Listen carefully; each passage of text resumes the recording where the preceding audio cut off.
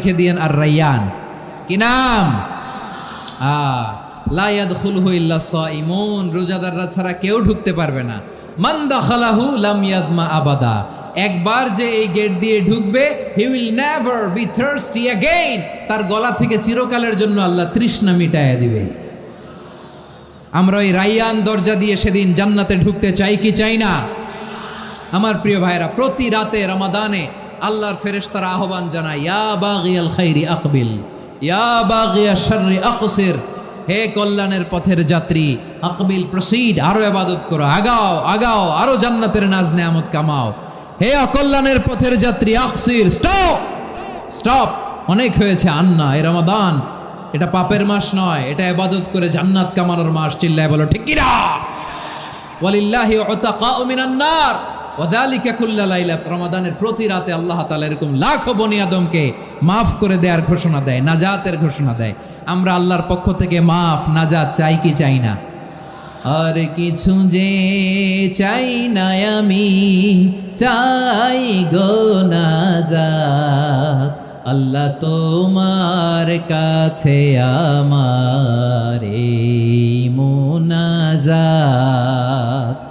আর কিছু যে চাই না আমি, চাই গো নাজাত, আল্লাহ তোমার কাছে আমার এই মুনাজাত, আল্লাহ তোমার কাছে আমার এই মুনাজাত। পড়েন আমিন।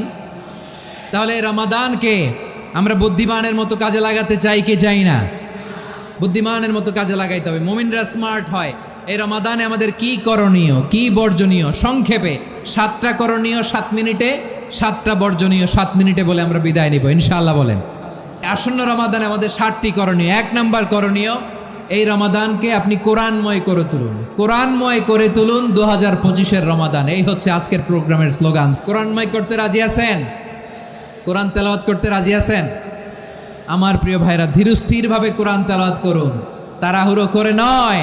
আনাস রাদিয়াল্লাহু তাআলা আনহু বলতেন, রুব্বা কারি লিল কোরআন ওয়াল কোরআন ইয়ালআনহু, কোরআনের অনেক কারি আছে যারা কোরআন পড়ে কিন্তু সওয়াব পায় না, বরং আল্লাহর কোরআন তার বিরুদ্ধে আল্লাহর দরবারে নালিশ করে আর লানত করতে থাকে।